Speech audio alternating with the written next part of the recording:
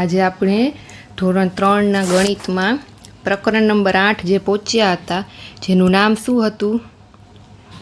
વધુ ભારે કોણ. આપણે છેલ્લે કયું ચેપ્ટર જોયું છોકરાઓ?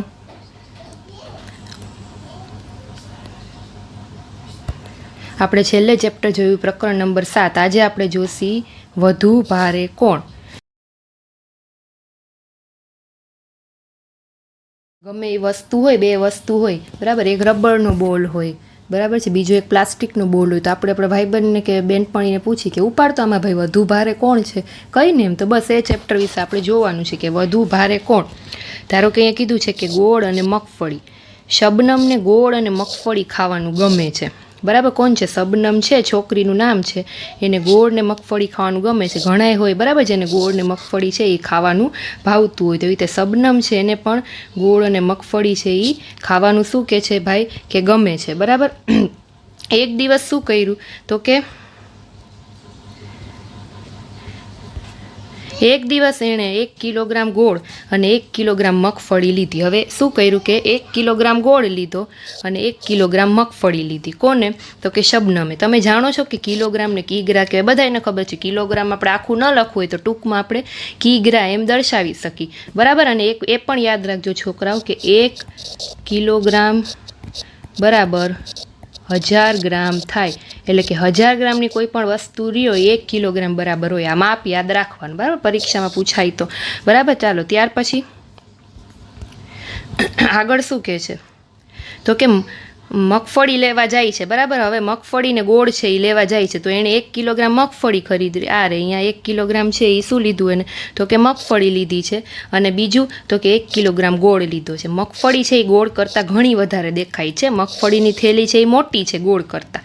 તો મગફળી ખરેખર વજનમાં ગોળ કરતાં વધારે છે કે માત્ર ખાલી વધારે દેખાય છે, બરાબર. તો ગોળ છે એ આટલી થેલીમાં આવી જાય, 1 કિલોગ્રામ છે, પણ મગફળી છે એ નાની નાની કેટલી એક થઈને 1 કિલોગ્રામ થાય, એટલે એની થેલી મોટી હોય, બરાબર. એટલે બંનેનું માપ છે એ આપણને અલગ અલગ દેખાય છે. પછી શું કહે છે કે હવે અનુમાન કરો કે આમાંથી કોના માટે તમારે વધારે મોટી બેગની જરૂર છે.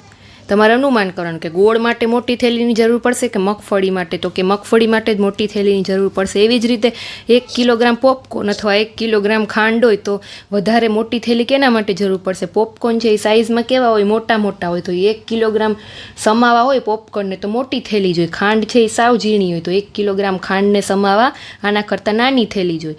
પછી 1 કિલોગ્રામ વટાણા અને 1 કિલોગ્રામ બટેટા, તો વટાણાને સમાવા માટે નાની થેલી જોશે. નાના નાના હોય ને વટાણા. બટેટા મોટા હોય, અમુક નાની સાઇઝના, અમુક બહુ મોટી સાઇઝના હોય, તો એને સમાવવા માટે મોટી થેલી જોશે. બસ એમ જ કીધું છે આમાં, બરાબર. ત્યાર પછી આગળ શું કહે છે જોઈ.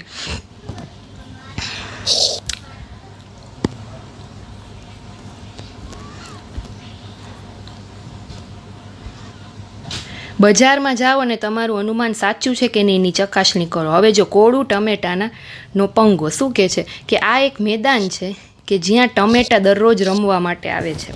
તેઓને ચીચવા ઉપર રમવાનું ગમે. ચીચવા એટલે શું? ઉચક નીચક, જે તમે બગીચામાં ખાવ ને એ. એક દિવસ એક મોટું કોળું આવે છે. ટમેટા દરરોજ છે એ ઉચક નીચક કરતા હોય છે. એક દિવસ શું થાય છે તો કે મોટું કોળું છે એ આવે છે, બરાબર. અને ચીચવાના એક છેડે બેસી જાય છે, આ એક બાજુ બેસી જાય છે. જ્યારે તે લાંબા સમય સુધી ત્યાંથી ઊભું ન થયું ત્યારે ટમેટાએ બીજી બાજુ બેસવાનું અને એને ઊંચો કરવાનું નક્કી કર્યું. હવે ટમેટાને એમ થયું કે અમે તો રોજ અહીંયા રમવા આવી છીએ, આ કોળું તો એક દી આવીને બેસી જ ગયું છે, ઊભું જ નથી થતું, તો આપણે શું કરી, બધાય ભેગા થઈને એક બાજુથી ઊંચો કરી કોળાને. એટલે કોળું શું થાય, આપઆપ નીચું પડી જાય. નાના ટામેટાઓએ બીજા છેડા ઉપર ચડવાનું શરૂ કર્યું. નાના નાના ટમેટા છે એને શું કર્યું તો કે બીજા છેડા ઉપર ચડવાનું શરૂ કર્યું. જો છે અહીંયાથી જાય છે, અહીંયા બધાય ચડે છે ટમેટા. 1 2 3 4 5 થી લઈને 25 ટમેટા છે એ ચડ્યા, તો પણ કોળું છે એ યાને યાદ બેઠું છે, જો જરાય ઊંચું નથી થતું. શું કામ તો કે ટમેટાનું વજન તો કેટલું હલકું હોય, કોળું તો કેટલું ભારે હોય, તો પણ હજી 25 ટમેટા અહીંયા રાખ્યા તોય હજી કોળું ઊંચું નથી થતું. અને હસે છે કે જો તમે મને ઊંચો નથી કરી શકતા. તેથી મોટા ટમેટાએ મદદ કરવાનું નક્કી કર્યું. નાના ટમેટા બધા નીચે ઉતરી ગયા અને જે મોટા ટમેટા છે એ આવ્યા. 1 2 3 4 એમ કરીને 20 ટમેટા આવ્યા. અને પછી શું થયું, જો આ મોટા મોટા ટમેટા આવ્યા અને એક બાજુ બેઠા એટલે પછી કોળું છે એ આરામથી જો ઊંચું ચડી ગયું ને ગુસ્સે થઈ ગયું, મને નીચે ઉતારો છે. એટલે ટૂંકમાં નાના નાના ટમેટા છે એ કોળાનું વજન ન ઊંચકી શક્યા, પણ મોટા ટમેટા છે એ કોળાને ઊંચકી લીધો છે. ચાલો આગળ જોઈએ.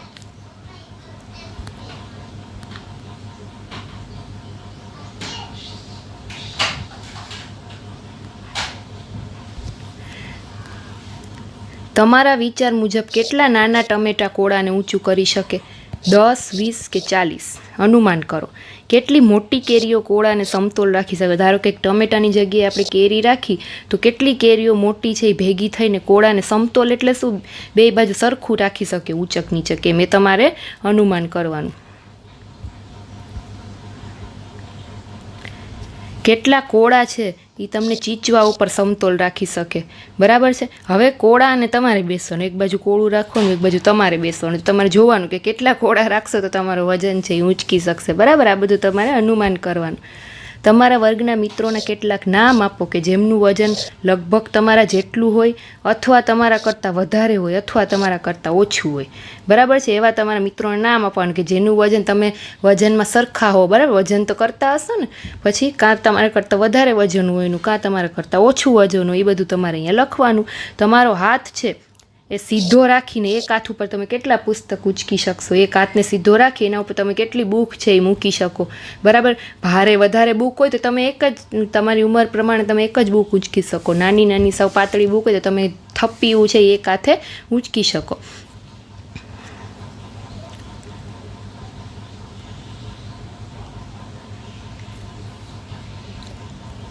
તેના વજનથી બમણું. ભારતીના માતા પિતા સ્વાતંત્ર્ય દિનની ઉજવણી વિશેષ રીતે કરે છે કારણ કે ભારતી છે એ દિવસે જન્મી હતી. તેઓ ભારતીના વજન કરતાં બમણા વજનની મીઠાઈ ખરીદે છે અને ગરીબ લોકોને શું કરે છે તો કે વેચે છે.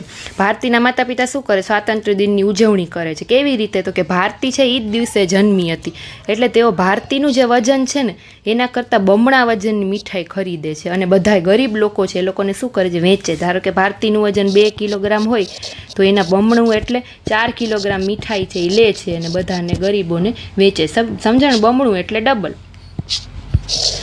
સોરી. જ્યારે ભારતી જન્મી ત્યારે તે 3 કિલોગ્રામની હતી. આજે સ્વાતંત્ર્ય દિવસ છે અને ભારતીની ઉંમર આજે કેટલી છે તો કે 5 વર્ષ છે અને અત્યારે એનું વજન પણ કેટલું છે તો કે 28 કિલોગ્રામ છે. સ્વાતંત્ર્ય દિવસ છે અને અત્યારે ભારતીની ઉંમર 5 વર્ષ છે. જ્યારે જન્મી ત્યારે એની ઉંમર 3, ત્યારે એનું વજન 3 કિલોગ્રામનું હતું અને અત્યારે એનું વજન છે એ કેટલું છે? 28 કિલોગ્રામનું, જ્યારે તે 5 વર્ષની છે ત્યારે. હવે તેના વજનનું અને તેના માતા પિતા દરેક સ્વાતંત્ર્ય દિને જે મીઠાઈ વહેંચે છે એના જથ્થાનું તમારે અનુમાન કરવાનું છે. કીધું ને કે બમણી મીઠાઈ વેચે એના વજન કરતાં, તો એ કોષ્ટક છે એ તમારે હવે ભરવાનું છે. જો ધારો કે ભારતીની ઉંમર, ભારતીનું વજન, મીઠાઈનો જથ્થો આપેલો. જન્મ સમયે ભારતીનું વજન કેટલું હતું? 3 કિલોગ્રામ, બરાબર. 3 + 3 એટલે કે 6 કિલોગ્રામ છે ભારતીનું મીઠાઈનો જથ્થો થાય, કેમ કે એ લોકો એના માતા પિતાએ જેટલું વજન એનાથી બમણી મીઠાઈ વેચી, એટલે 6 કિલોગ્રામ મીઠાઈ વેચી હશે, બરાબર. જ્યારે તે 1 વર્ષની થઈ ત્યારે એનું વજન 9 કિલોગ્રામ હતું, એટલે એ લોકોએ બમણી એટલે કે એનાથી ડબલ મીઠાઈ વેચી હશે, એટલે કે 9 ને 9 18 કિલોગ્રામ મીઠાઈ છે એ વેચી હશે. જ્યારે 2 વર્ષની હશે ત્યારે એની ઉંમર કેટલી હોવી જોઈએ? 13 હોવી જોઈએ, કેમ કે એને 13 + 13 26 કિલોગ્રામ મીઠાઈ વેચી હતી.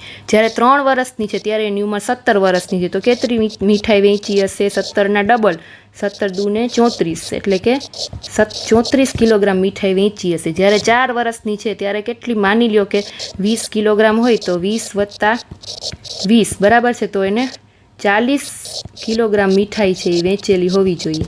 5 વર્ષની છે તો 28 કિલોગ્રામની છે, તો એનાથી ડબલ એટલે 28 + 28, બરાબર. 28 × 2 = 56, એટલે કે 56 કિલોગ્રામ મીઠાઈ એને વેચી હશે જ્યારે તેનું વજન 28 કિલોગ્રામનું હશે ત્યારે. સમજાણું?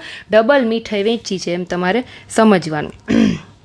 ચાલો ત્યાર પછી તમારા માતા પિતાને પૂછો કે 2 વર્ષ અને 4 વર્ષની ઉંમરના બાળકનું વજન કેટલું હોય, બરાબર. અને તમારા વજનનું અનુમાન તમારે અહીંયા લખવાનું કે તમારું વજન હાલ છે એ કેટલું છે, બરાબર. ચાલો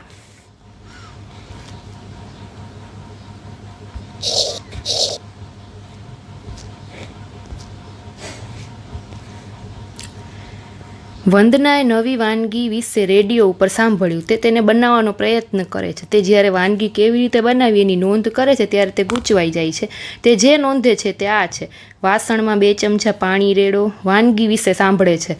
પાણી ઉકાળો અને એમાં ઉમેરો 1 ચપટી દાળ, અડધો કિલોગ્રામ લાલ મરચું પાવડર, 1 વાટકો મીઠું, 1 ચમચી ચોખા, 2 વટાણા, 8 ગ્લાસ રાઈના દાણા, છેલ્લે 1 કિલોગ્રામ ડુંગળી. દરેક વસ્તુનું મિશ્રણ કરો અને 15 મિનિટ માટે ઉકાળો. તો વંદનાને લાગે છે કે દરેક વસ્તુના જથ્થામાં કાંઈક ખોટું છે, બરાબર? કેમ કે 1 કિલોગ્રામ ડુંગળી એટલે કેટલી થઈ? 1 વાટકો મીઠું એટલે કેટલું મીઠું થાય? વિચાર તો કરો. 2 ચમચા ખાલી પાણી, એમાં 1 વાટકો મીઠું, 1 ચમચી ચોખા અને 1 કિલોગ્રામ ડુંગળી. એટલે એને લાગ્યું કે આજે સાંભળવામાં કાંઈક ભૂલ છે. દરેક વસ્તુનું મિશ્રણ કરો અને 15 મિનિટ માટે ઉકાળો. પરંતુ વંદનાને લાગે છે કે દરેક વસ્તુના જથ્થામાં કંઈક ખોટું થયું છે, બરાબર? એને ખબર પડી ગઈ. હવે વસ્તુને એના સાચા જથ્થા સાથે જોડવામાં મદદ કરો. ધારો કે ચોખા હોય, હા, 1 કિલોગ્રામ ચોખા સામે અડધો કિલોગ્રામ દાળ હોય, તો વટાણા કેટલા હોય એ આપણે અહીંયા જોવાનું. જો અહીંયા ઉપર આપેલું છે. ધારો કે 1 વાટકો વટાણા હોય એટલે આપણે એમ લખી શકીએ અહીંયા કે 1 વાટકો શું છે? વટાણા છે. પછી પાણી કેટલું હોય એ આપણે લખવું હોય તો કેમ લખી શકીએ? 8 ગ્લાસ પાણી હોય. 8 ગ્લાસ રાઈના દાણા ન હોય. શું હોય? 8 ગ્લાસ પાણી હોય, બરાબર? પછી જોવાનું હોય 1 ચમચી મીઠું હોઈ શકે, બરાબર? 1 ચપટી મીઠું હોઈ શકે. 1 ચમચી રાઈ હોઈ શકે.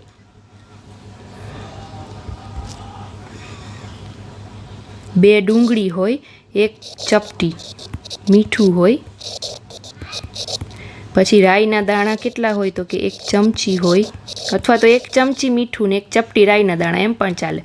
લાલ મરચું પાવડર કેટલું હોય એ રહી ગયું જોવાનું. ચાલો જોઈએ.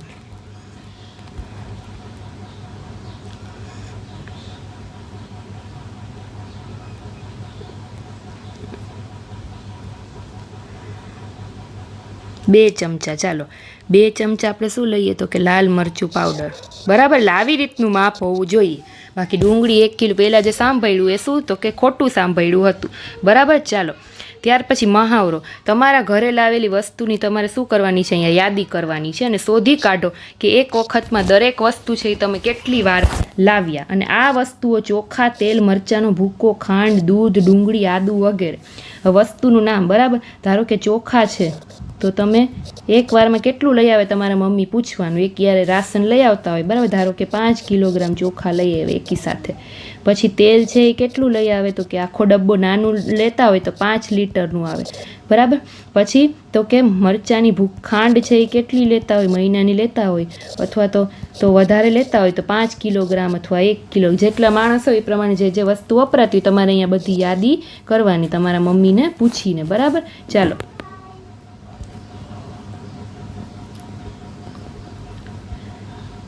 હવે જો આમાં વજનનું અનુમાન કરવાનું. છોકરાઓ, હાથી છે એનું વજન કેટલું હોય, પછી ગાયનું વજન, કૂતરાનું, કીડીનું, બરાબર? આ થેલીનું કઈ રીતે, બરાબર? ધારો કે જો 10 કિલોગ્રામ વજન છે તો આમાંથી કોનું 10 કિલોગ્રામ વજન હોય?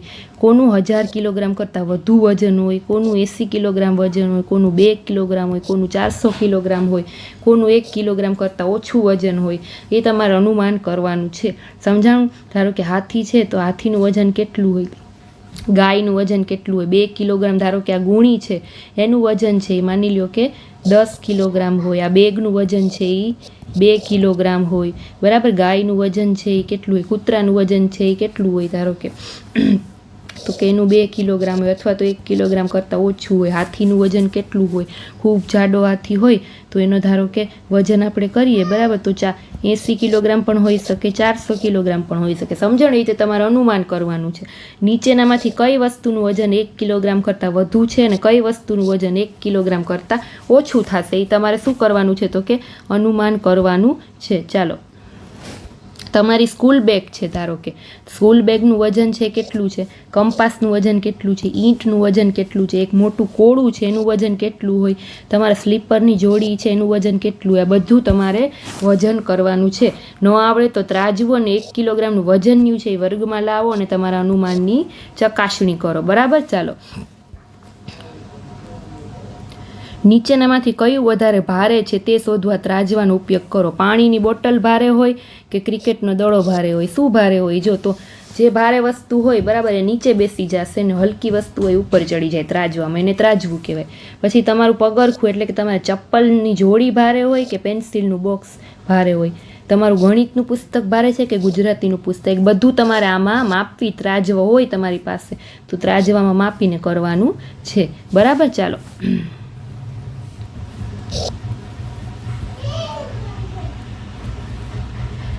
1 કિલોગ્રામ ભીની માટી અથવા રેતી લો. 2 થેલીમાં તેમના સરખા ભાગ કરો. બંને થેલીમાં સરખું વજન છે કે નહીં એની ખાતરી કરવા ત્રાજવાનો ઉપયોગ કરવાનો. બરાબર. 1 કિલોગ્રામ ભીની માટી લેવાની અથવા રેતી લેવાની. 2 થેલીઓમાં શું કરવાનું? સરખા ભાગ કરવાના. બંને થેલીમાં સરખું વજન થાય છે કે નહીં માપવાનું. બરાબર. ભીની માટીની દરેક થેલી છે એ તમારું 1/2 કિલોગ્રામ વજન છે. તમારી આજુબાજુની બીજી વસ્તુ એનાથી તમારે માપવાની. બરાબર. કે અડધો કિલોગ્રામથી ઓછા વજનવાળી કેટલી વસ્તુ મળી તમને, 1/2 કિલોગ્રામથી વધારે વજનવાળી કેટલી વસ્તુ મળી. બરાબર. વજનિયા અને ત્રાજો. હવે તમે જોઈ શકો છો કે તમે ભંગાર વેચનાર વેપારી પાસે જાઓ અથવા તો શાકભાજીની દુકાને જાઓ, કરિયાણાની દુકાને જાઓ છો ને છોકરા, તો એ લોકો અલગ અલગ વજનીય વાપરતા હોય છે. વજન ગણે તો ખબર કેવી રીતે પડે કોને કેટલી વસ્તુ દેવી? તો કોણ સૌથી મોટા વજનીય વાપરે છે અથવા કોણ નાના વાપરે છે? આમાંથી તમે કયા જોયા છે? જો કે ગેસનો બાટલો લેવા જાઓ તો એની પાસે આવું વજનીય હોય. બરાબર. પછી કરિયાણાની દુકાને જાઓ, બરાબર, તો કેવું આવું વજન્યું છે. મીઠાઈની દુકાને આવું વજન્યું હોય. આ શાકવાળા છે એની બાઈ પાસે ત્રાજવું હોય. જોયું છે ને, શાક વેચવા આવે. તો તમે કયું આમાંથી જોયું છે? કોણ મોટા વજનિયા વાપરે છે? તો કરિયાણાની દુકાનવાળા મોટા વાપરે, કેમ કે એ લોકોને ગુણીનો માપ કરવાનું હોય. ઘઉંની ગુણી છે, બરાબર છે. પછી ગેસના બાટલાવાળા મોટા વજનિયા વાપરે, જ્યારે શાકવાળી પાસે નાનું ત્રાજવું હોય. બરાબર.